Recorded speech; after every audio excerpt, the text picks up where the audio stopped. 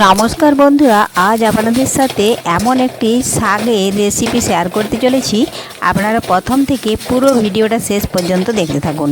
ভিডিওটি ভালো লাগলে একটা লাইক দিয়ে পাশে থাকুন ও বন্ধুদের সাথে শেয়ার করে দিন। আজ আপনাদের সাথে শেয়ার করতে চলেছি শুশনি শাক ভাজা। দেখুন, তার জন্য আমি শুশনি শাক আগে থেকে বেছে নিয়েছি। শাকটা কিন্তু বাছতে অনেক সময় লেগেছিল, এজন্য ভিডিওটা দেখালে অনেকটা বড় হয়ে যাবে। দেখুন, আমি জল দিয়ে দিয়েছি। এখন শুশনি শাকটা জল থেকে ঝরিয়ে তুলে নিচ্ছি। যেহেতু শুশনি শাকের জল ধরে না, এই জন্য দেখুন আমি তুলেই একটু জল আছে আমি দিয়ে দিচ্ছি। এইভাবে একটা থালায় তুলে নিচ্ছি। তার আগে যদি কোনো বন্ধু আমার চ্যানেলে নতুন হয়ে থাকেন, চ্যানেলটি সাবস্ক্রাইব করে বেল আইকন ওলে সেট করে দিন সবার প্রথমে আমার রেসিপি পেতে। দেখুন জলটা কতটাই পরিষ্কার, শাকগুলো কিন্তু খুবই পরিষ্কার, নোংরা নেই। তার মধ্যেও 2-4টে ঘাস ছিল, সেই ঘাসগুলো কিন্তু বেছে ফেলে দিতে হয়। আর এই শুশনি শাক কিন্তু গুণাগুণ সম্পর্কে আপনারা কম বেশি সকলেই জেনে থাকবেন। শুশনি শাক খেলে কিন্তু ভালো ঘুম হয়। যাদের অতিরিক্ত টেনশন চিন্তা ভাবনা থাকে তাদের কিন্তু অনেক সময় রাত্রিবেলা ঘুম হতে চায় না। আর এখনকার দিনে চিন্তা ভাবনা কার নেই বলুন তো? সকলেরই চিন্তা ভাবনা আছে কোনো না কোনো দিক থেকে। তাই এই শাকটি ভেজে নেব। দেখুন, তার জন্য আমি গ্যাস ধরিয়ে প্রথমেই কড়াইয়ে দিয়ে দিচ্ছি শাকগুলো।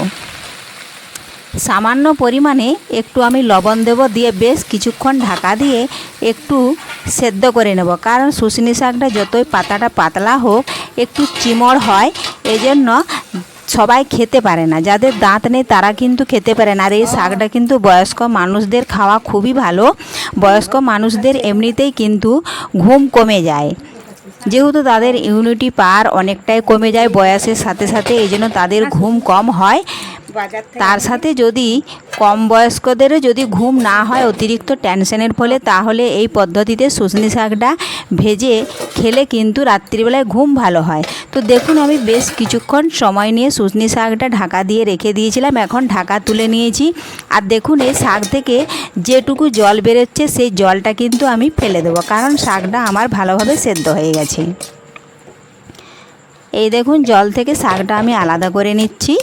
এই জলটা এখন ফেলে দেব।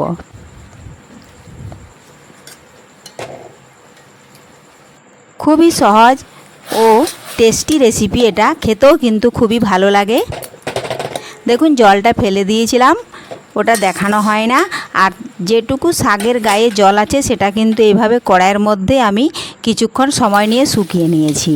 এখন আমি কম শাক তো, এই জন্য দেখুন কড়াইয়ের মাঝটা ফাঁকা করে শাকগুলো সাইডে আমি একটু তুলে নিয়েছি। আপনাদের যদি এর থেকেও অনেকটা পরিমাণ শাক থাকে তাহলে এটা কিন্তু কড়াই থেকে তুলে নিয়ে অন্য পাত্রে রেখে দেবেন। দেখুন আমি এখানে দিয়ে দিলাম কড়াইয়ের মধ্যে সরষের তেল। সরষের তেল একটু ভালোভাবে গরম করে নেব। আমি এখানে সরষের তেল দিয়ে ভাজছি, আপনারা পারলে সাদা তেল দিয়েও ভাজতে পারেন। তো সরষের তেল দিয়ে যদি ভাজা হয় রসুনগুলো, তাহলে কিন্তু তাড়াতাড়ি রসুনটা ভাজা হয় ও লাল হয়ে যায়। আর সাদা তেলে ভাজলে কিন্তু লাল হতেই চায় না, অনেকক্ষণ সময় লেগে যায়। ফোড়নে দিয়ে দিলাম আমি শুকনো লঙ্কা আর গোটা জিরে।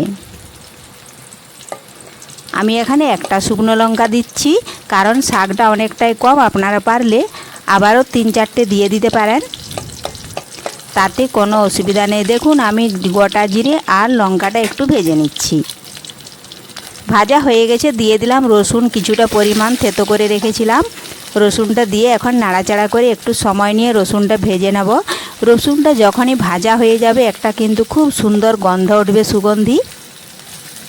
ওই গন্ধটা কিন্তু আমার তো খুবই ভালো লাগে। তো বন্ধুদের কার কার ভালো লাগে কমেন্ট করে জানিও। তো দেখুন বন্ধুরা, রসুনটা এভাবে নাড়াচাড়া করে একটু ভেজে নিচ্ছি লাল লাল, আর বেশ সুন্দর কিন্তু সুগন্ধি উঠেছে। এখন আমি দেখুন শাকটা মাঝ বরাবর টেনে নামিয়ে রসুনের সাথে ভালোভাবে মিশিয়ে বেশ কিছুক্ষণ নাড়াচাড়া করে নিলেই কিন্তু তৈরি হয়ে গেল টেস্টি, সুস্বাদু ও শরীরের উপকারী শুশনি শাক রেসিপি। তো আজকের এই রেসিপি বন্ধুদের ভালো লাগলে কমেন্ট করতে অবশ্যই ভুলবেন না। পুরো ভিডিওটা ভালো লাগলে লাইক, শেয়ার, সাবস্ক্রাইব করে আমার পাশে থাকবেন। ধন্যবাদ।